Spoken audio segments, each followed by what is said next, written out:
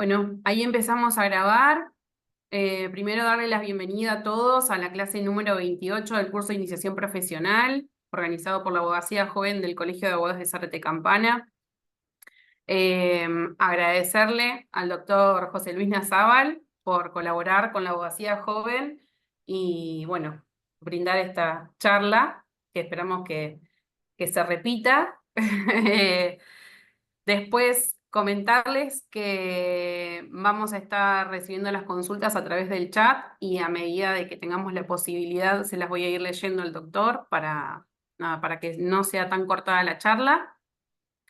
Y voy a poner el mail para cualquier duda que tengan, que se la puedan hacer también posterior a la charla, más que nada porque quedan las charlas grabadas y subidas al canal de YouTube del colegio, que también lo vamos a pasar por el chat. Y les voy a mandar el link del grupo de WhatsApp que tenemos de abogados jóvenes y nobles para quienes no estén, se puedan sumar. Es un grupo donde hay muchos abogados jóvenes y nobles, donde estamos para colaborar entre nosotros, cualquier duda que tengan, y en caso de que no sepamos qué respuesta darles, poder derivarlos con quien esté a disposición. Ahora sí, doctor, si quiere empezar. Bueno, cómo no. Bueno, mucho gusto. La verdad que no los veo, no sé si correspondería que los viera o no, pero bueno, mucho gusto a los que estén presentes. Gracias, Emilia, por la invitación. Y les quería, en el ámbito de este tema, les quería comentar que cuando recibo la invitación de Emilia y dijimos cómo titulamos esto, en razón de la edad mía y de la edad de ustedes, cuando yo estudié esta materia era anual, así que imagínense que estuve un año estudiando concursos y quiebras, y cuando Emilia me dice de dar una charla en una hora, medio que me preocupó de cómo comprimir un año en una hora, y más que la personalidad mía es un poco densa, por lo tanto me veía un poquito complicado.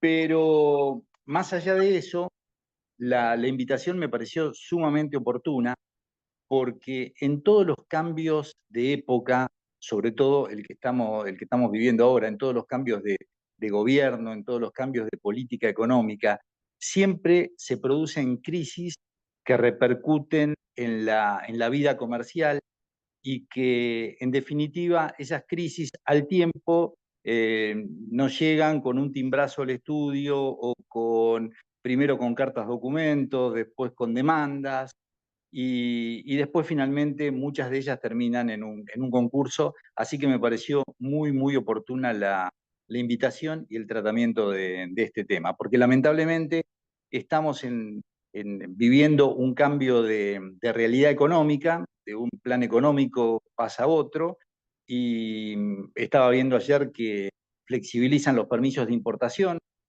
Tuve consultas de clientes que se dedican a la fabricación de determinados productos que les es más barato importarlos que producirlos acá.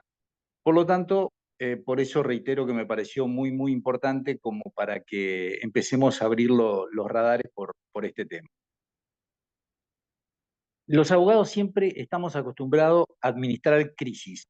Crisis de cuando hay una crisis en una familia que deriva en un divorcio, cuando esas crisis después derivan en los temas de vinculación con los hijos, cuando hay una crisis societaria entre los miembros de una SRL, de una anónima, cuando hay un problema entre un empleador y un trabajador. Siempre los abogados manejamos ese tipo de crisis acostumbrados a la bilateralidad del conflicto. Es decir, el empleador se pelea con el empleado o viceversa, el empleado tiene un problema con la RT, el inquilino con el locador o viceversa porque no hay pagos, un acreedor reclama a un deudor a través de un contrato, de una factura, de un cheque, de un pagaré.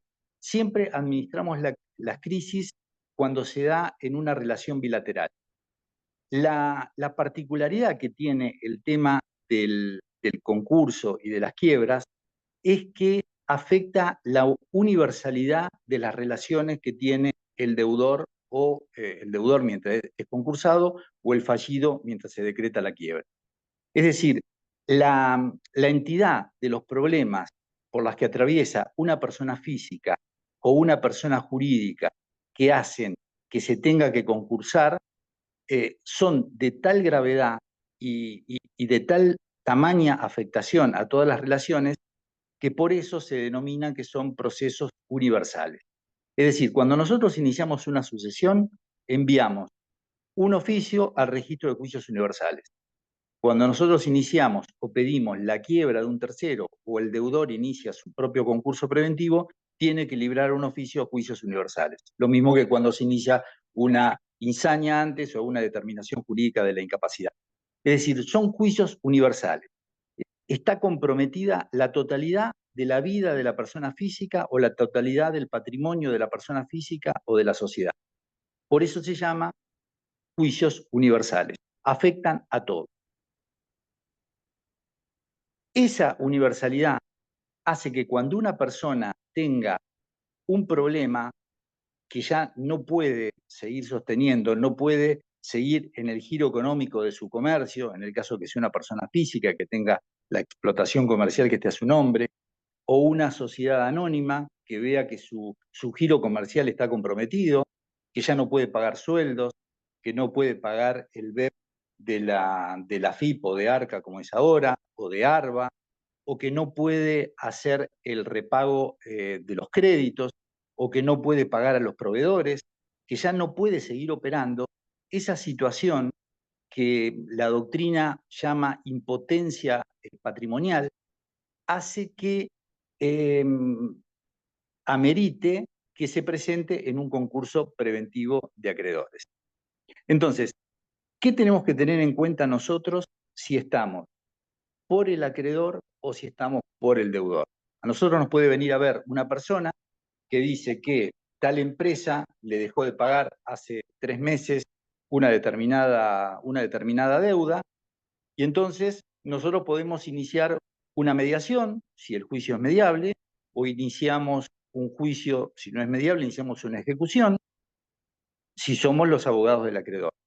Ahora, si somos los abogados del deudor y viene con que tiene 24 juicios laborales, 2 ejecuciones de la FIP que tiene trabada embargo en las cuentas, que tiene la ejecución hipotecaria en trámite del galpón donde tiene la fábrica, que a su vez la empresa proveedora de los insumos con los que él trabaja le está reclamando los pagos. A su vez no paga a los empleados. Bueno, nosotros tenemos que ahí analizar toda esa situación, establecer una especie de gabinete, de conversación con los contadores y analizar los puntos que hacen factible que él se presente en concurso de acreedores. Generalmente, el análisis que tenemos que hacer es un análisis de viabilidad de la empresa. Es decir, si la empresa esta que nos viene a ver o la persona física nos dice, le preguntamos qué actividad tiene usted para tener toda esa deuda. Bueno, la actividad mía hoy es vender máquinas de escribir. Y nosotros frente a ese panorama le tenemos que decir, lo ideal es que yo no puedo presentarme hoy en el 2024, en vísperas de una feria y del 2025, diciendo que una empresa que se dedica a la venta de máquinas de escribir va a tener una espalda económica y financiera como para responder a todas las deudas y ser un concurso preventivo exitoso. Esa persona seguramente va a ir a la quiebra. A diferencia de que si es una empresa, por ejemplo, que se dedica a sembrar soja y establece como su objeto un pool de siembra, junta fondos entre distintas personas, compra maquinaria, cosechadoras, tractores, alquila campos, y la insolvencia o la impotencia patrimonial se debe a que hubo una baja transitoria del precio de la soja o que subieron excepcionalmente las retenciones, pero que el panorama de siembra, el panorama de lluvias, el panorama de exportación de la cosecha próxima va a ser algo próspero, eso me permite transmitirle al juez un panorama distinto y decirle que si bien esta situación hace que hoy la empresa carezca de fondos, todo hace pensar que la empresa es una empresa viable, una empresa seria y que voy a poder cumplir con mis obligaciones. Entonces, esas dos situaciones, teniendo como sustrato en ambas que hay una incapacidad financiera, pero no económica, para responder a las obligaciones, que hay una impotencia patrimonial momentánea y transitoria, es lo que a mí me permite plantear al juzgado y solicitar la apertura de un concurso preventivo. ¿Hasta ahí vamos bien? Sí, no hay... Bien. Entonces, Sí, sí, eso todavía es... no hay consulta.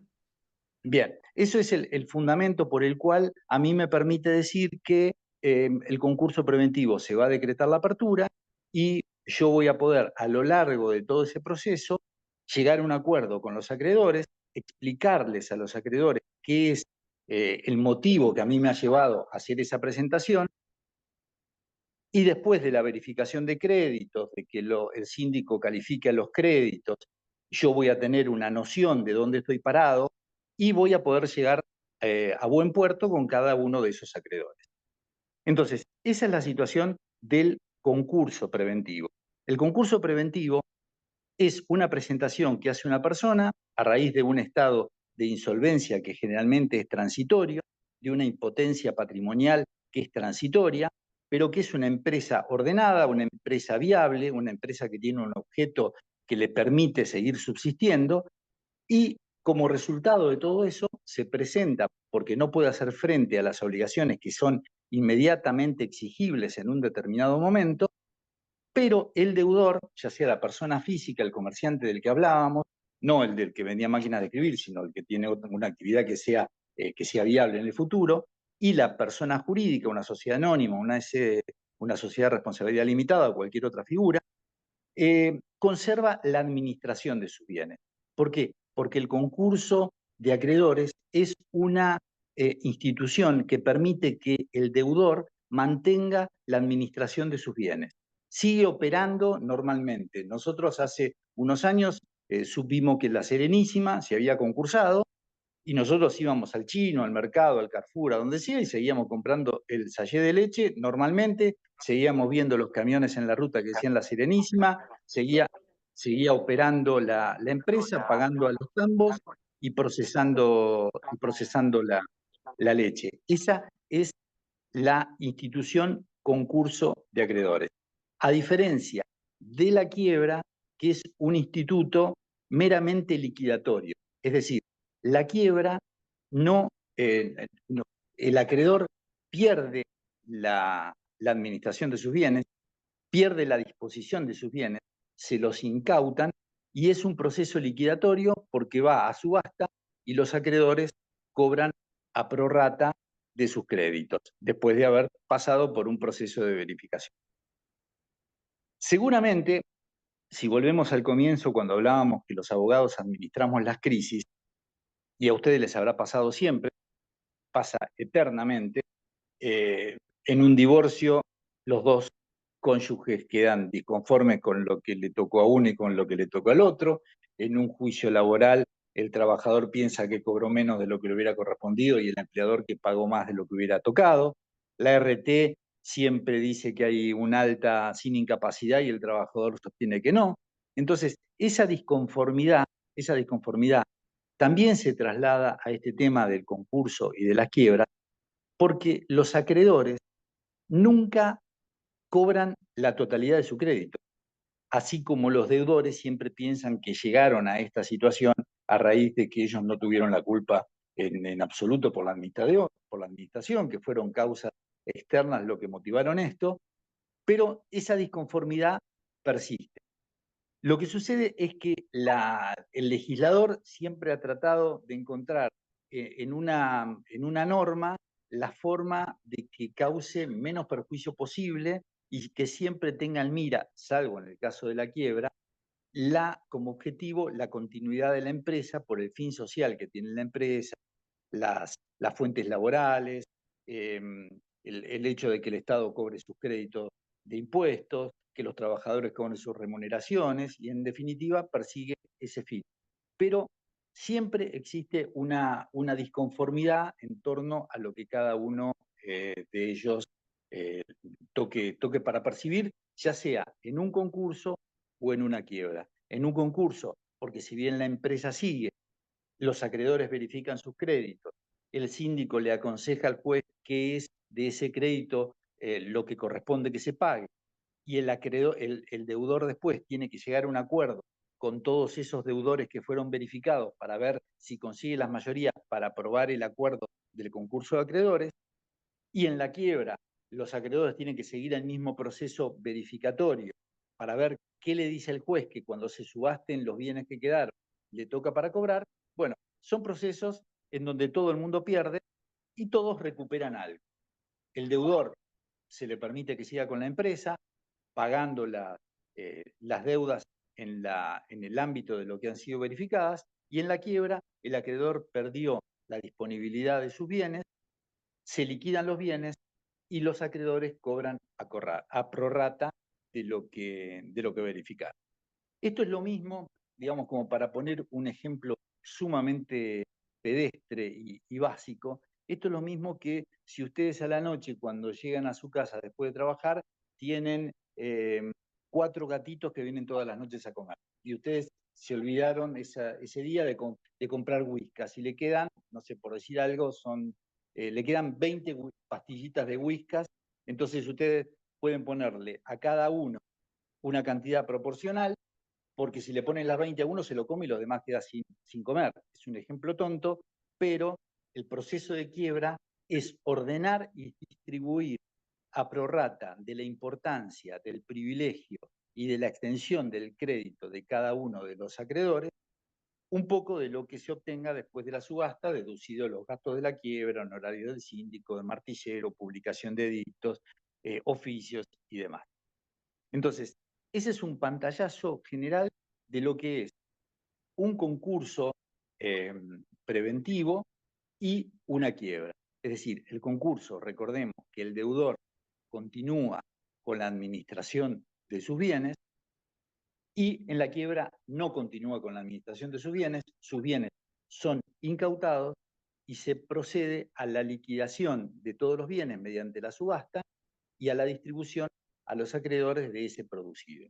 Por supuesto que esto es resumido, un proceso que lleva muchísimos años. El proceso José se Luis, yo tengo inicia. una Sí, duda. sí. En el caso de las quiebras, no sé si será en todos los casos igual o la quiebra, la única quiebra que conozco, pero ¿por qué no se permite, no sé, por ejemplo, el registro ante AFIP para poder seguir con el ejercicio profesional? ¿No se supone que continuando con la actividad de uno o la actividad que vaya a realizar, puedes llegar a seguir generando el dinero como para poder solventar esas deudas? ¿La FIP me dijiste? Sí. Sí, AFIP, el hecho de poder tener una cuenta bancaria, un montón de cuestiones que tal vez por estar en quiebra no se permiten y al menos desde mi ignorancia no tendría demasiado sentido, siendo que si yo sigo realizando algún tipo de actividad que me genere ingresos, tengo más posibilidades de poder cerrar la quiebra antes, ¿no? Sí, forma parte de la disconformidad que te comentaba recién, porque muchos sostienen, no, ¿cómo que prefiero que no, que liquide todo y que resuelva la situación? Es como cuando nosotros no se nos permite inscribir una sucesión hasta que no pague los aportes, y vos decís, bueno, pero necesitan vender la casa para terminar de pagar los honorarios y ahí puedo. Son ese tipo de situaciones rayanas en lo extorsivo que tiene la ley, pero generalmente no permiten ese tipo de cosas hasta que no tenga resuelta la situación. La ley que regía antes en la década del 70 era la 19.551, 19.551, después la 22.917 y finalmente la 24.522 con varias reformas.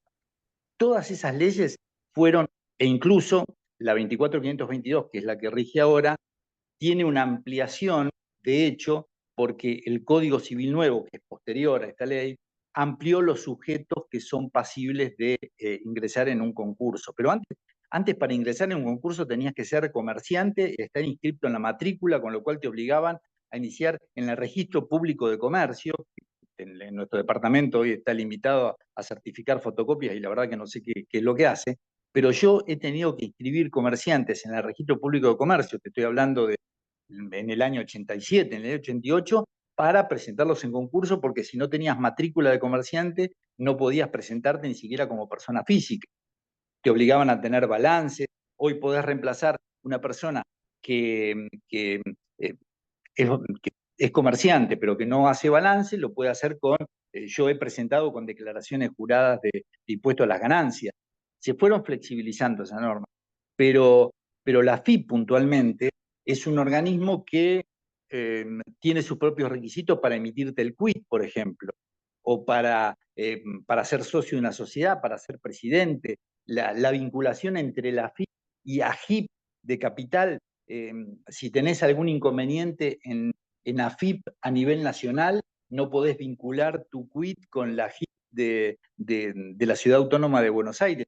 Son normas administrativas que quizás correspondería que se interpusiera algún amparo, pero sí, lamentablemente la gente termina recurriendo a inscribir al hijo, a la esposa, a ese tipo de figuras sucedáneas para continuar con la explotación, porque ellos efectivamente están impedidos de hacerlo.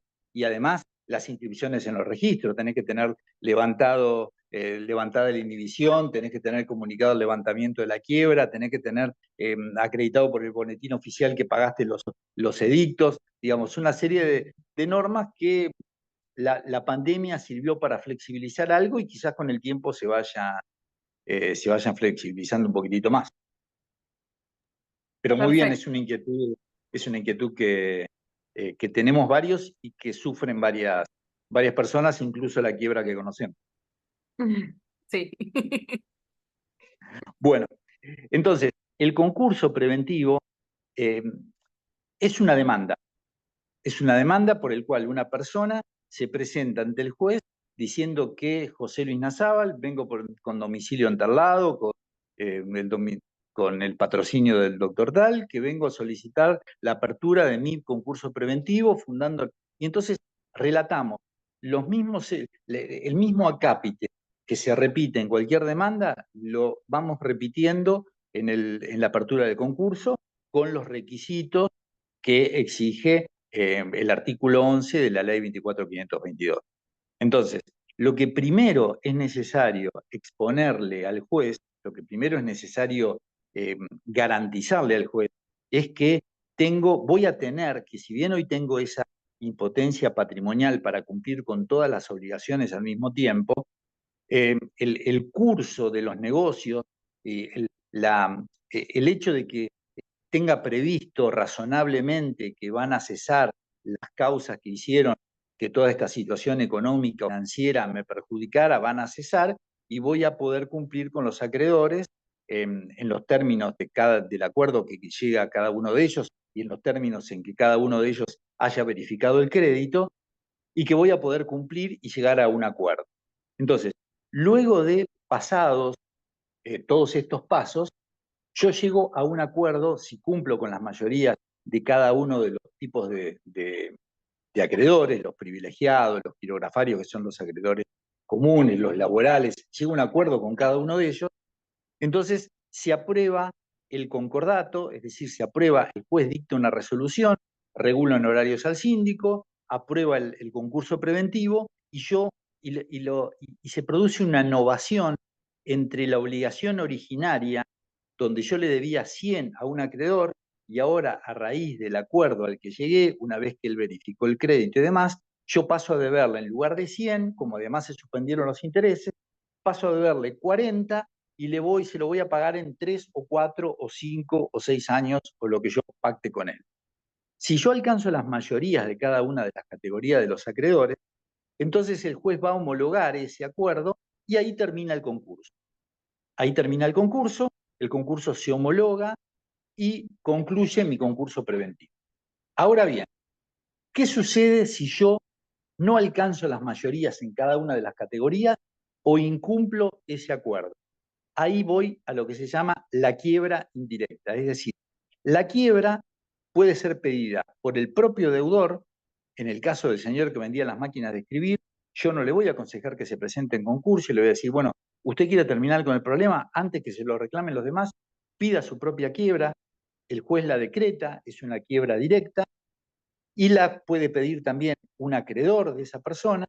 Esa es la quiebra directa, o la quiebra indirecta es la que se produce por no haber llegado el deudor a alcanzar las mayorías necesarias en el acuerdo que debería haber llegado en los plazos que establece el juez, o por haber incumplido la obligación que asumió en el acuerdo, en la resolución del concurso preventivo de acreedores. Esas son las dos formas de cómo concluye. El concurso, que acuérdense que el deudor mantenía la administración de su comercio o la administración de la empresa, con un ojo del síndico que está vigilando, puede hacer actos de disposición, dijimos, los actos de disposición normales que le permitan continuar con el giro comercial, pero no así, no puede vender, por ejemplo, una pieza fundamental de su fábrica, no puede vender un inmueble, salvo que sea un requisito imprescindible para continuar y comprar otra máquina más elevada, de más elevada tecnología, que le va a permitir producir más y vender más, pero el principio es que mantiene la administración, tiene prohibido los actos de disposición, salvo autorización judicial y conformidad del síndico. Eso es en el caso del concurso. En el caso de la quiebra, que acordémonos que puede ser directa cuando la pide el propio deudor o cuando la pide un acreedor, o indirecta cuando se decreta por incumplimiento del acuerdo del concurso preventivo o cuando se decreta porque no se alcanzaron las mayorías en el concurso preventivo.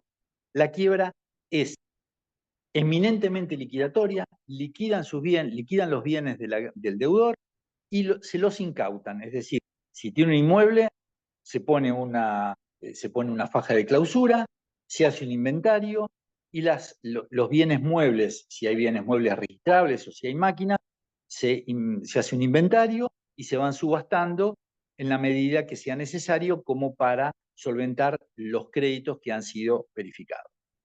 Bien, estos son en grandes líneas los dos procesos. Dentro del proceso de la falencia tenemos, dijimos, el concurso preventivo y la quiebra. Las diferencias las dijimos hasta ahora. Hay una consultita en el chat, no sé si querés que la haga ahora. Sí, sí, sí, perfecto. Eliana dice, ¿cuál es la cláusula de crisis? ¿Cuál es la diferencia con el concurso? Dice que no puede habilitar el audio, así que si necesitas algún detalle más de la pregunta, lo pondrá por escrito. Bueno, la, la crisis, eh, la- las crisis económicas afectan según la materia según el giro comercial que tenga cada empresa. Es decir, cada empresa vive en el día a día particular la crisis económica de manera distinta. Yo les comentaba que tengo una empresa de clientas, dos empresas que están vinculadas, que producen productos para el automotor, productos de un plástico específico, que hoy por hoy es un 40% más caro producirlo en el país que importarlo. Esa gente va a tener que tomar algún tipo de decisión. Entonces, esa crisis, no sé si entendí la pregunta y no sé si estoy contestando correctamente. Esa crisis eh, hace que si la persona, el empresario, no toma adecuadamente a tiempo determinadas decisiones, se van produciendo determinados baches económicos porque ya no puede vender como antes, entonces como no puede pagar, se involucra con un préstamo en el banco, pide un préstamo personal, cuando ya el préstamo personal no lo puede pagar, ya entonces pide un préstamo hipotecario, hipoteca o la empresa o hipoteca la casa, y cuando ya sigue porque dice, bueno, yo de esta voy a poder salir, llega un punto que ni siquiera puede pagar el préstamo hipotecario y un día, como constituyó domicilio en capital para la ejecución hipotecaria, viene un martillero a hacer una constatación de la planta en provincia diciéndole que en 3 meses viene a constatar porque se decretó la subasta en capital y él no se había enterado y nos llega al estudio con esa situación. Entonces, ahí es donde tenemos que indagar si esa impotencia patrimonial la va a poder superar y si él considera de qué forma, y ahí establecer una relación con el estudio contable que le lleva la documentación de tipo laboral, fiscal, impositiva, comercial, como para tratar un curso de acción y ver si es posible que con un concurso él lo pueda llegar a superar. ¿Por qué? Sí. Porque en el artículo Igual, 25, perdón, José Luis, que te interrumpa, sí, pero lo que Liana preguntaba era qué diferencia hay entre las cláusulas de crisis que pueden interponer las empresas con los concursos preventivos, si no interpreto mal. pero no sé a qué se Liana, refiere con cláusulas de crisis. bueno, esperamos a ver si puede mandar algún detalle más de la pregunta que está haciendo y la hacemos más adelante si querés. Sí, no tengo problema. No entiendo a qué se refiere con las cláusulas de crisis. Bueno, continuamos y en cuanto escriba, porque todavía no mandó nada, te Bueno, vuelvo a interrumpir. bueno, perfecto, no hay problema. Entonces, te decía que tenemos esa situación, que la crisis derivó en ese pedido de préstamos, de un préstamo personal. Generalmente el ciclo es así, de un préstamo personal, de un préstamo de un giro en descubierto, se pasa a un préstamo personal, de un préstamo personal se involucra un inmueble. Ese inmueble generalmente los bancos muchas veces no lo toman, uno termina recurriendo a prestamistas particulares y escribanías en capital que dan un préstamo de 100 pesos y en la escritura figura que el préstamo que te dieron es de 180, te inician una ejecución que es de 180 más intereses y la ejecución con honorario se va a 500 y cuando tomás conocimiento de la subasta, estás a 3 meses y estás con la empresa, estás con los bancos cortados, con deudas y demás, y bueno, esa situación de crisis hace que la persona consulte y que nosotros debamos recomendarle en función del giro comercial que tenga, si le conviene un concurso o si le conviene una quiebra. Y me quería referir a esto. ¿Y por qué decimos lo del concurso? Porque uno de los efectos del concurso, que es sumamente importante, es que el concurso produce la suspensión del trámite de todos los juicios de contenido patrimonial contra el concursado, con lo cual se establece una suerte de fotografía de toda la situación del concursado, se suspenden todas las ejecuciones, el concursado puede ocupar su cabeza nuevamente en decir, bueno, me ocupo a la parte comercial, ya no me van a llegar un timbreo con un oficial de justicia con una demanda laboral, una ejecución con un embargo del banco y con un embargo de la FIP. La ejecución hipotecaria se suspende, la ejecución prendaria en el caso del pool de siembra que habíamos hablado hoy, si tenía un banco que había dado préstamos para comprar un tractor, una cosechadora, una máquina extrusora de soja para hacer aceite, y que por lo tanto, ante la falta de pago, podía empezar una ejecución prendaria, todas esas ejecuciones se suspenden como para darle una especie de colchón de tiempo y de aire al concursado para que reencauce los negocios y le permitan al síndico, que es la persona que designa el juez para hacer un análisis de toda la deuda, le permita establecer un consejo sobre cada uno de los créditos y en función de los créditos que se han verificado, el concursado tener una idea cabal de lo que él debe y de lo que puede llegar a pagar y a ofrecer por cada uno de esos créditos. ¿Hasta ahí estamos bien? ¿Hay alguna otra cosa? Por mí está bien. Eliana agrega Bien, un mensaje que dice iniciar procedimiento preventivo de crisis de empresas, pero no más que eso.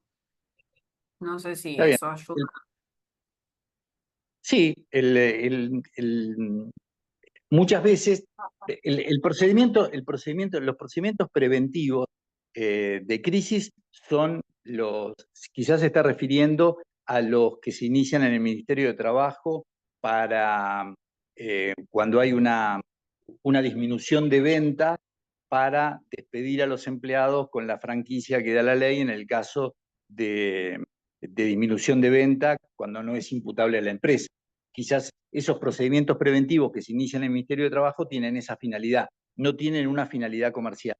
Pero todo procedimiento que se inicie en forma extrajudicial y que derive en lo que es un acuerdo preventivo extrajudicial, el APE, lo que se llama el APE, tienen, se dan en función de la presión que tiene el deudor como para, para disponer el curso de acción que considere más conveniente. Por ejemplo, si yo tengo un acreedor con el que tengo suma confianza y es un acreedor que viene trabajando con el deudor desde hace 30 años, y después es el principal acreedor y tengo acreedores chicos, puedo establecer extrajudicialmente un proceso previo para conversar con todos ellos sin que sea necesario presentarme en concurso preventivo. Es la negociación que hacemos los abogados cuando vienen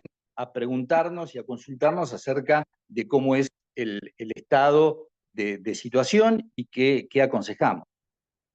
Pero si tenemos un elemento de presión concreto, como es una fecha de subasta para el 12 de febrero del 2025 del inmueble donde está funcionando la fábrica, yo ahí, ya en esa situación, ya no puedo establecer ningún procedimiento preventivo de crisis porque ya es el 20 de noviembre, tengo hasta el 15 de diciembre, que más o menos sabemos que se trabaja normalmente en tribunales, o hasta el 10. Tengo el mes de feria y el 12 de febrero tengo la subasta. Yo ahí no puedo hablar con el acreedor hipotecario para que me suspenda la subasta. Ya no tengo margen de acción. Tengo que tomar una decisión urgente y es concursarme la semana que viene para que la presentación del concurso produzca la suspensión de la ejecución de las garantías reales. Es decir, según los tiempos con los que yo cuente, son los que a mí me van a permitir optar por una vía o por la otra. Pero yo no puedo, frente a un hecho consumado, de decir que tengo un edicto publicado donde ya están promocionando la subasta para dentro de 45 días, yo no puedo, no tengo margen político para llamar al abogado de la otra parte y decir, doctor, discúlpeme, ¿me puede suspender la subasta? Porque acá el acreedor está viendo si vende la joya de la abuela para pagar. Digamos, no, carezco de todo ese margen como para negociar esa situación.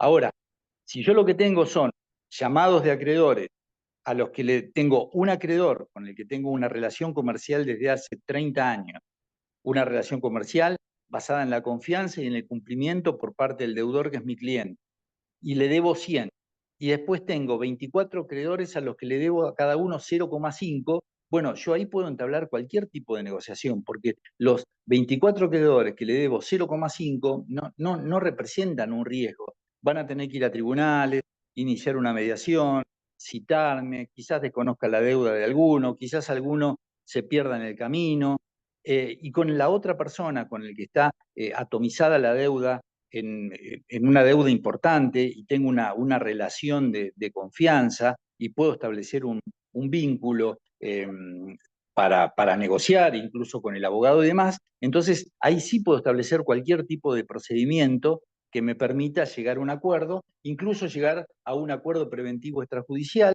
y, y sujetarlo a las normas privadas y presentarlo al juez para que lo homologue. Pero es una cuestión muchas veces de tiempo y de la presión con la que estoy trabajando. Eso José es lo que Luis, me perdón, determina. una Sí, pregunta. Y en caso de que haya una ejecución en la cual haya varios demandados, entre ellos sea uno el concursado, ¿esto también suspende el juicio? Y en caso, el juicio, por ejemplo, un juicio ejecutivo, ejecuto un pagaré, lo que fuera, y tengo ordenado el embargo o inhibición de bienes, y es contra varios demandados en los cuales está el concursado. Esto suspende, lógicamente, el juicio ejecutivo. suspende, suspende, suspende la garantía. Bueno, ahí vos no te veo y no sé quién sos, pero bueno, quizás te conozco y el tema es así. Cuando hay vos dijiste que era la ejecución de un pagaré. Lo que produce, lo que produce la presentación en concurso es la suspensión de todos los juicios de contenido patrimonial. Es decir, si la persona esta, el deudor, tiene un juicio de alimentos o tiene una expropiación, esos juicios siguen delante del juez que corresponda. Los juicios de contenido patrimonial se suspenden con relación al deudor que ha concursado o que está fallido. Entonces, esa suspensión, y se suspenden las ejecuciones de garantías reales. Vos acá no me hablaste de una garantía real. No había ni una hipoteca, ni había una prenda. Solamente había un pagaré. Ese pagaré tiene que ser verificado en el proceso de apertura de concurso preventivo. Es decir, cuando yo me presento ante el juez y pido lo que les estaba comentando hoy, Juan Pérez con el patrocinio de tal letrado, constituyendo domicilio, que vengo por el presente a solicitar la apertura de mi concurso preventivo, de acuerdo con los siguientes hechos. Primero, comencé como comerciante vendiendo hasta que describo cuál es la situación que me llevó a esto, digo cuál es el estado de mi activo, cuál es el estado de mi pasivo, acompaño las declaraciones juradas, balance, lo que tenga, y pido la apertura del concurso. El juez, si considera que están cumplidos todos los requisitos, entonces decreta la apertura del concurso, nombra al síndico, fija los plazos en los que los acreedores deben presentarse a verificar el crédito, y esta persona que vos comentás del pagaré, y trajiste un tema sumamente interesante, esta persona tiene que acreditar no solamente el hecho de que tenga un juez que esté tramitando un juicio por un cobro de un pagaré. Las sentencias en los juicios ejecutivos son sentencias que tienen una validez formal, pero no una validez material, porque los juicios ejecutivos vos tenés una limitada cantidad de defensa que podés oponer, pero si vos resulta que te inventaron una firma y no lo pudiste demostrar caligráficamente, después podés ir por un juicio ordinario posterior. Bien, en el caso de un concurso, vos tenés que acreditar no solamente que vos tenés una sentencia y que estás reclamando por un pagaré, sino que tenés que acreditar la causa. En los concursos, en una noción que fue reeditada posteriormente por la Ley de Defensa del Consumidor, se le exige a los bancos que cuando cuando vos firmás un pagaré, el banco diga, bueno, está bien, usted firmó un pagaré, incluso hay un juicio acá de Cámara muy de Barraza de apellido, un fallo notable, donde el banco o la institución crediticia o la casa de electrodoméstico que te hace firmar un pagaré, tiene que tener una correlación el pagaré con el monto de capital que vos adeudás. Porque muchas veces te ponían, vos comprabas una heladera en 100 y te hacían firmar un pagaré que era 1000 porque eran la suma de las cuotas que estaban. Bueno, entonces, esa demanda que vos iniciaste por un pagaré que no solamente se suspende, sino que además tenés que pasar por el filtro de la verificación del crédito, y el síndico te va a pedir que vos alegues cuál es la causa por la cual vos tenés ese pagaré, porque pagaré es un título que, como el cheque, es un título abstracto. No dice el pagaré lo tengo que pagar porque le compré mercaderías y demás. Ahora, si vos le entregaste mercadería al deudor, vos sos una persona que tiene una contabilidad ordenada, vos decirle, bueno, sí, yo le entregué mercadería, acá está la factura, acá está el remito, y por una cuestión de comodidad a los efectos de instrumentar el cobro, me hice firmar además un pagaré. Pero un pagaré solo, hoy por hoy, no verifica ni en un concurso ni en una quiebra. Perfecto, había sido el doctor Borrelli el que había hecho la pregunta y se tuvo que ir. Bueno. En el medio de la respuesta se tuvo que ir, pero ya lo escuchará cuando esté cargado en el canal de YouTube. Bueno, bárbaro. Entonces, entre todos los requisitos que tengo que pedir, bueno, la verdad que me quedó corto porque pensaba hablar, estoy por el 11, tenía que hablar del 11, del 15, del 21, del 32, del 36 y del 37 como mínimo, pero bueno. Ya programaremos otra charla. Bueno, en el artículo 11 están todos los requisitos de la 24.522 y modificatorias, están todos los requisitos que debo cumplir para pedir el concurso preventivo. Así como cuando iniciamos una sucesión, que tenemos que presentar el ius, el bono, el certificado de función del causante, el certificado de nacimiento, de matrimonio, el título de los bienes, el del vehículo, de las acciones. Bueno, todo eso, bueno, en un concurso es exactamente lo mismo. Presentamos nada más que los requisitos contables, el activo, el pasivo, hacemos una explicación lo más profunda y lo más extensa que se pueda de las causas que llevaron para convencer al juez que esto no va a ser permanente y que yo lo voy a poder remontar. El juez decreta, voy a ser muy telegráfico, el juez en la primera resolución decreta la apertura del concurso preventivo, fija una audiencia. Muchas veces hemos ido a tribunales y hemos visto en la plantilla de tribunales que dice tal día audiencia para designación del síndico, entonces sale, no sé, por ejemplo, salía Norma en el Civil 2, o sale el doctor Capochetti en el Civil 3 y dice, bueno, díganme un número del 1 al 8, entonces uno que está ahí en la mesa dice 5, entonces sacan el síndico que tienen como número 5, después los síndicos se sortean en la Cámara, pero bueno, eso según la modalidad que tenga cada juzgado, y designan el síndico, y ahí designan las fechas hasta donde se pueden verificar los créditos, designan el domicilio del síndico, uno tiene que preparar toda la documentación si es el deudor, muchas veces se entera por un edicto o el mismo deudor le dice, mirá, no tuve más remedio que concursarme, el síndico es tal persona, anda a verificar, o muchas veces si lo denunció en la demanda, el mismo síndico es el que envía la carta al deudor para que se presente a verificar.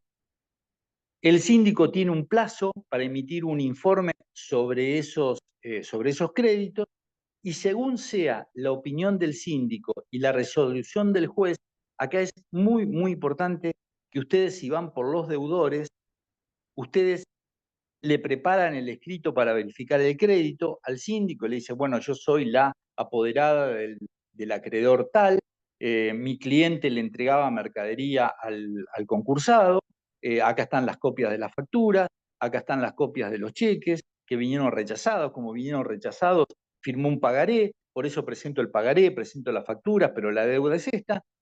Y según sea la opinión del síndico y según sea la calificación del juez de ese crédito, ustedes tienen 20 días, hay que estar pendiente de esa resolución, tienen 20 días para impugnar esa calificación si a ustedes no les sirve, si a ustedes es contraria a los derechos de su cliente, y para promover dentro del mismo juzgado lo que se llama un incidente de revisión, que es, como se llama, como la propia palabra lo dice, un incidente, es una pequeña demanda donde ustedes refuerzan todo lo que presentaron en la verificación con más pruebas, con testigos, con empleados del concursado que digan que la mercadería la recibió, con el remito, con la firma del camionero que llevó la mercadería, para que el juez dicte una sentencia en ese incidente de revisión, rechazándolo o admitiéndolo y desdiciéndose de lo que dijo en la resolución del artículo 36. Con los resultados de todas esas verificaciones, yo ahí voy a tener una composición de lugar de qué es el acreedor que hoy por hoy pasó el filtro de la verificación y que yo voy a tener que ir a obtener la conformidad de él y negociar cara a cara con él en cuánto me deja el crédito y a qué plazo yo le puedo llegar a pagar. Una vez que consigo la mayoría de ese sector, yo me puedo dar por satisfecho, presentar en el juzgado todas las conformidades y el juez va a decretar la homologación del acuerdo al que yo llegué. Cuando se van venciendo las cuotas, yo tengo que acreditar que fui pagando a todos los acreedores que debía en el marco de ese acuerdo que yo llegué y que el juez me homologó, y el juez ahí decreta la clausura del proceso de concurso preventivo, y si no pude pagar, se me decreta la quiebra, que podía ser, recordemos, directa o indirecta, según que la pidiera el deudor, el acreedor, o indirecta si era como fruto del incumplimiento del acuerdo preventivo o como fruto de no haber llegado a las conformidades en el concurso preventivo. Bueno, no sé si quedó más o menos claro. Para mí quedó clarísimo, no sé si alguien más quiere hacer alguna pregunta. Como me habías dicho de parar 15 minutos antes por si había preguntas y ya son y 50 y pico, entonces por eso quería, digo para no arrancar con otra cosa. Si alguno quiere No, hacerle en alguna el chat pregunta. no hay ninguna pregunta. No sé si alguien quiere habilitar el micrófono y preguntar. Si no, pasamos al siguiente tema, no hay problema.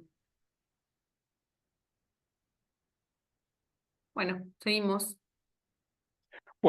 Entonces, entre los requisitos que tenemos para presentar el concurso, además del escrito que es como cualquier escrito judicial, nosotros tenemos que alegar la actividad que tenemos y el estado de situación patrimonial en que nos encontramos hoy.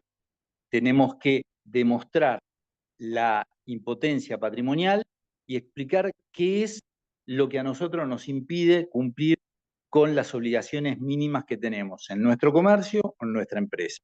Ya sea que no podemos vender determinada mercadería, que vino una aluvión de mercadería del exterior que es más económica que la nuestra, que tengo que reconvertir la empresa y que no tengo fondos, que tengo deudas, que hace 4 meses que no pago a los deudores. Es decir, tengo que transmitir esa situación de la forma más clara posible y decirle al juez que el futuro que tengo es un futuro promisorio basado en que o voy a reconvertir la empresa o que la situación se va a revertir en función de lo que habíamos dicho hoy, de que era una empresa que se dedicaba a un pool de siembra y que la situación de crisis era una situación transitoria porque había bajado el precio de la soja, porque habían subido las retenciones en forma extraordinaria, porque había habido sequía, porque no había tenido cosecha, y explicarle cuál era la situación, pero tener un horizonte de previsibilidad para el cumplimiento de la obligación. Eso con respecto al concurso. Cuando tengo una situación que es totalmente contraria a eso, es decir, cuando tengo una situación en donde el pasivo supera con creces al activo, cuando a eso se ¿Se suma cortó el que audio no te... o soy yo? No, Ahí, a ver. hola. Ahí está, era yo, perdón. Bueno. Entonces, cuando esa situación, eh, cuando la situación es diametralmente opuesta, tengo un giro comercial que ya no me representa ninguna viabilidad para el comercio o para la empresa. Cuando el pasivo supera ampliamente a mi activo, cuando ya no tengo perspectivas como para ofrecer a ninguno de los acreedores, irremediablemente me toca pedir la quiebra si es que no me toca contestar un pedido de quiebra en ese sentido que venga por parte de un acreedor. La situación de la quiebra dijimos que era el desapoderamiento y la pérdida de la administración y disposición de los bienes. Entonces, el juez en este caso también designa un síndico que se va a encargar de verificar los créditos, de dar una opinión sobre los créditos, también se suspende la ejecución de garantías reales, también se publica la sentencia de quiebra, porque yo como abogado del acreedor, no contesto o puedo contestar y decir que mi situación es de una impotencia patrimonial mayúscula, que no voy a poder solventar los créditos, y el juez decreta la quiebra y publica dictos.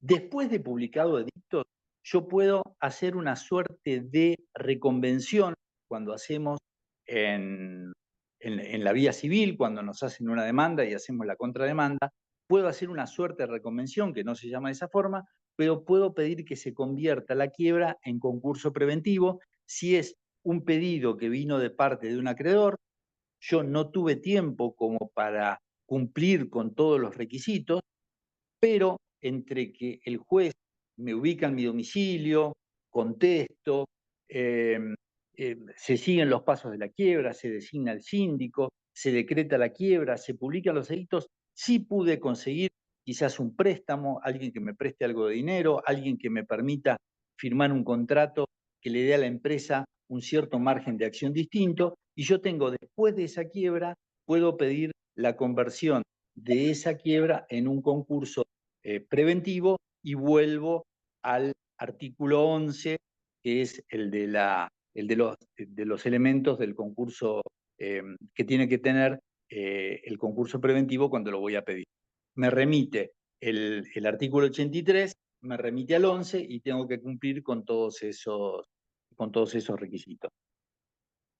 El juez, cuando decreta la apertura del concurso preventivo, ahí me establece esa resolución, junto con la resolución homologatoria, es la resolución central y la resolución principal del proceso. Porque el juez ahí fija el nombre del síndico, lo intima que acepte el cargo, le establece los plazos donde deben presentarse a verificar los acreedores, establece los plazos donde el síndico tiene que preparar el informe, establece todo ese íter que tenemos que agendarlo meticulosamente para tener presente, sobre todo lo que habíamos dicho, cuando el juez califica las deudas, califica los créditos en el artículo 36, ya que el artículo 37 me da la posibilidad de revertir esa calificación siempre y cuando yo inicie el incidente de revisión dentro de los 20 días de dictada esa resolución,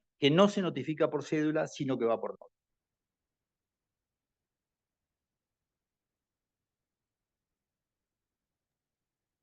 ¿Seguimos? Sí, como vos digas, habíamos dicho 1 hora, pero no sé cómo... Como vos quieras, si querés seguimos un ratito más. Bueno, perfecto. ¿Alguna pregunta? ¿Esto quedó Por más o menos ahora no. claro? ¿Para vos, Emilia, por lo menos?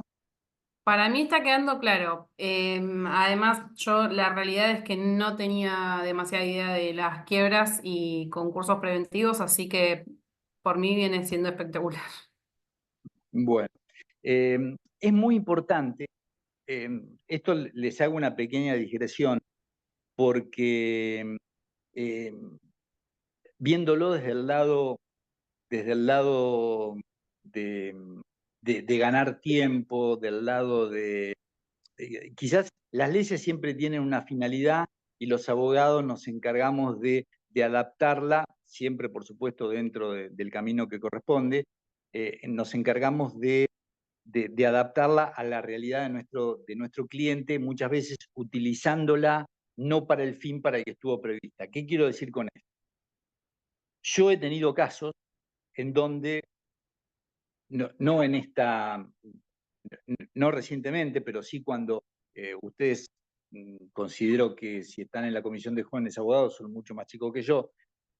En este país hubo muchas crisis en la época de Alfonsín, en el que terminaron con el gobierno de Alfonsín para el de Menem, después con el de la Rúa, con la dolarización, la especificación. Siempre hubo crisis que las empresas o los comercios que eran tradicionales y que no estaban quizás profesionalizados, sino que era gente, como el caso que conocemos, Emilia, que era gente que ponía el lomo para trabajar y que por ahí pensaba que trabajando, poniendo el lomo, subiendo materiales de construcción, un tractor, llevando, trayendo, que eso era suficiente, y nosotros vimos que no era suficiente eso, que era necesario tener un profesional que se ocupara de la FIP, porque un día llegaba un embargo de la FIP y el embargo de la FIP te inhibía de que cualquier banco te diera un préstamo. Entonces, esa situación hizo que mucha gente recibiera, al carecer de dinero en los circuitos bancarios tradicionales, recurriera a prestamistas, y que fuera, por ejemplo, una escribanía en capital.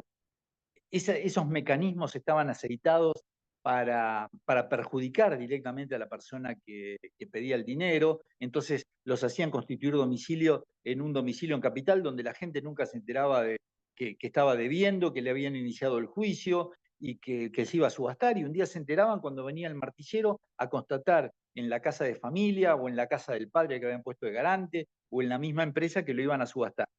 Entonces, muchas veces el concurso, la presentación en concurso o la presentación en quiebra tenía como finalidad únicamente aprovecharse del artículo 21 que dice que la presentación en concurso suspende la tramitación de los juicios de contenido patrimonial y la ejecución de garantías reales.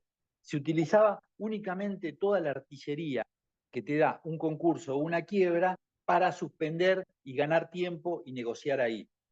Pero eso, como uno se enteraba generalmente, muchas veces, puntualmente, hubo clientes míos que se enteraron con el edicto en el diario, porque un domingo le dijeron, alguien leyó en La Nación mirá que se subasta, hay un edicto, vos tenés una deuda con tal persona porque, o tenés un pariente que se llama igual que vos, porque en el juzgado capital civil 103 está la ejecución que se subasta dentro de 20 días. Bueno, y esa persona, frente a eso, ¿qué hacía?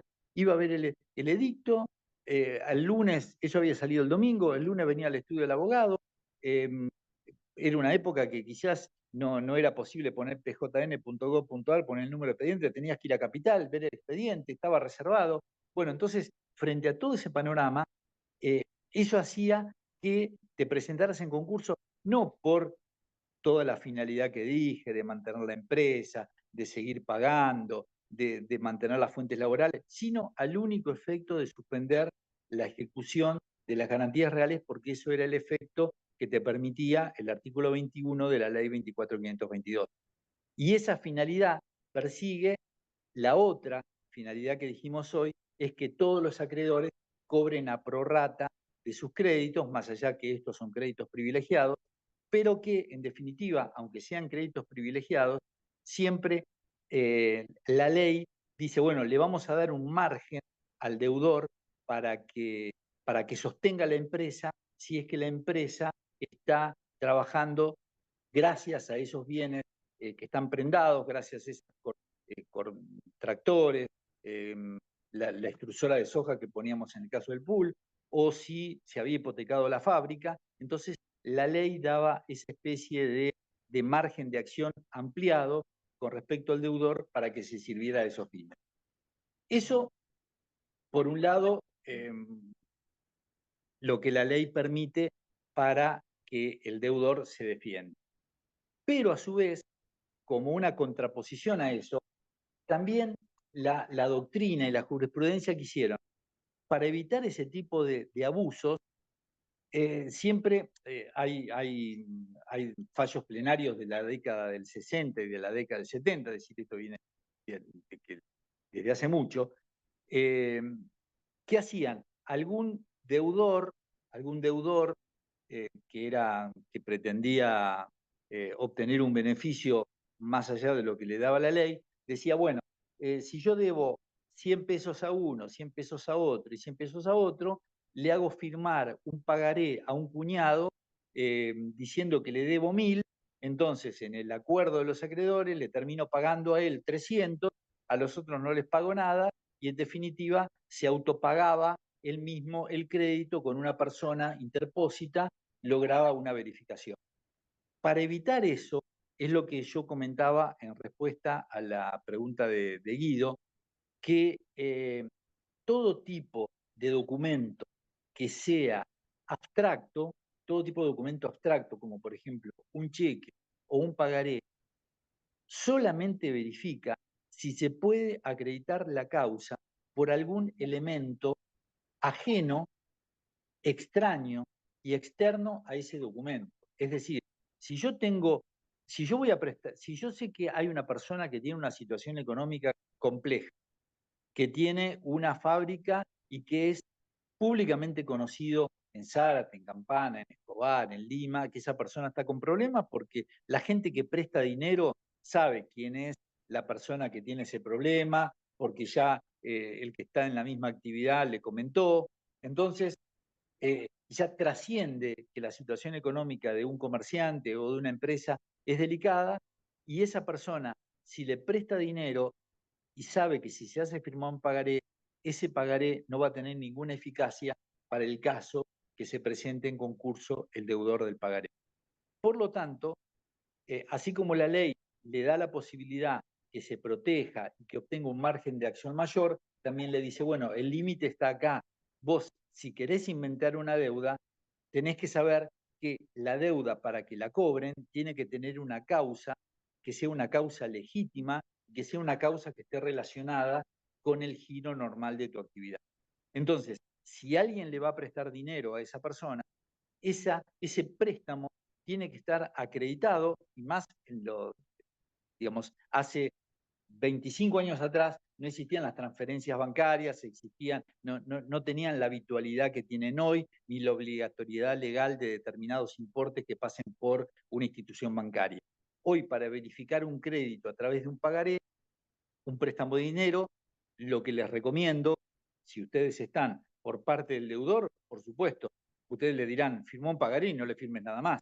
Ahora, si ustedes están por parte del acreedor, lo ideal es que ese préstamo se bancarice, lo ideal es que ese préstamo se instrumente en un mutuo con firma certificada, que esté relacionado el impuesto de sellos del mutuo con la fecha que se transfiera el dinero, que la transferencia sea a una cuenta del deudor concursado, porque eso va a permitir, en el caso de que se concurse, acreditar la causa, que la causa fue el préstamo y que la forma de instrumentarse fue un mutuo, y para no tener que ejecutarlo en un juicio ordinario, además se facilitó la firma de un pagaré para que se hiciera a través de un título ejecutivo. Pero esa sería la forma de que la ley le da, por un lado, al deudor una posibilidad que se defienda y a su vez le dice el límite para justificar o para inventar deudas está dado por la causa que tiene que acreditar el deudor en un proceso de verificación de un crédito. Perfecto. Para mí está súper claro, José Luis. No sé si alguien más tendrá Bueno, alguna duda respecto de esto o bueno, alguna duda de algún tema que no se haya tratado y que quieran. esto fue más o menos una aproximación de lo que dijimos. Después hay Ujú. temas muy interesantes como que podríamos plantear un caso, plantear subtemas como podrían ser las mayorías, como podrían ser los tipos de acreedores que resultan verificados, a qué crédito responde cada uno de ellos, cómo podría ser un incidente de revisión para el caso que el juez o que el síndico no me apruebe un crédito. Eh, Podría ser el caso puntualmente de una quiebra indirecta por incumplimiento de un concurso, podría ser el periodo de sospecha. Digamos, el deudor entra en el síndico analiza los actos de disposición por ejemplo, yo me presento mañana en concurso de acreedores, pero resulta que ayer, en la semana pasada y la otra, vendí todos mis bienes a favor de mi suegra, a favor de un cuñado, a favor de gente que no tenía dinero para... Entonces, todos esos tipos de actos de disposición entran en periodos de sospecha. Pero bueno, son todos temas muy extensos y que se abren como flechitas, como ramas de un tronco general, que es lo que a mí me interesaba plantearles hoy. Fundamentalmente, cuál es el estado que amerita que analicemos la presentación en concurso en quiebra, que es la impotencia patrimonial de afrontar las obligaciones mínimas que tiene la empresa, es decir, no puedo pagar sueldo, no puedo pagar el banco, no puedo pagar a la FIP, no puedo pagar a ARBA, no puedo pagar la luz, no puedo pagar el alquiler del galpón, eh, y, y a su vez, si la empresa es una empresa que tiene futuro, decir, bueno, aconsejarle a la persona que se presente en concurso. Si la empresa carece de todo tipo de viabilidad en el futuro, porque la persona esta es una persona de 80 años que vende máquinas de escribir, de las cuales le dio a Nazábal 2, que como Nazábal no usa más máquina de escribir ni la fue a buscar y se las debe, entonces directamente esa persona tiene que ir a la quiebra. Entonces, esta diferenciación entre el concurso, que es la oportunidad para renegociar los créditos, que mantengo la administración y que puedo llegar a un acuerdo con plazos preestablecidos, versus la quiebra, que pierdo la administración, me incautan los bienes y se liquida, era la diferencia fundamental que quería transmitirle. Dentro de eso, hablamos de los requisitos para cumplir con el concurso, de la sentencia de apertura del concurso de parte del juez, de todo el proceso que hace el síndico para recibir los créditos, verificarlos. Yo ahí sé quiénes son los acreedores que resultaron verificados y con los que tengo que llegar a un acuerdo, y como fruto de eso se homologa el acuerdo. Si yo incumplo con ese acuerdo o si no alcanzo las mayorías de esos acreedores, voy a la quiebra directamente. Y es una quiebra indirecta, a diferencia de la quiebra directa, que es la que pide el propio deudor o la que pide el acreedor. Perfecto. Bueno, José Luis, la verdad, muy claro todo. Quedaron claros los conceptos principales como estabas manifestando recién. Y obviamente, nuevamente agradecerte por haber participado y haber colaborado con la Abogacía Joven y Nobel. y esperamos Al que el año que contrario, un viene placer. te vuelvas a sumar a alguna otra charla para profundizar la de hoy, repetir la de hoy y profundizar la de hoy. Y Bueno, no sé ningún si alguien problema, va a más ser tiene alguna otra consulta. un placer.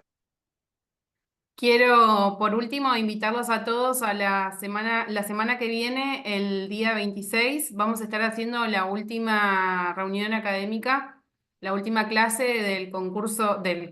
perdón, del curso de iniciación profesional, que le va a estar dando Guido Borrelli, va a estar dando la segunda parte de lo que es la charla de sucesiones y se va a referir en cuanto a la inscripción de los bienes, así que están todos más que invitados. Perfecto. Bueno, Bueno, Emilia, José un Luis, placer. nos estamos viendo. Muchas gracias. Hasta Chao luego. por Chau, nada. Chao, chao. chicos.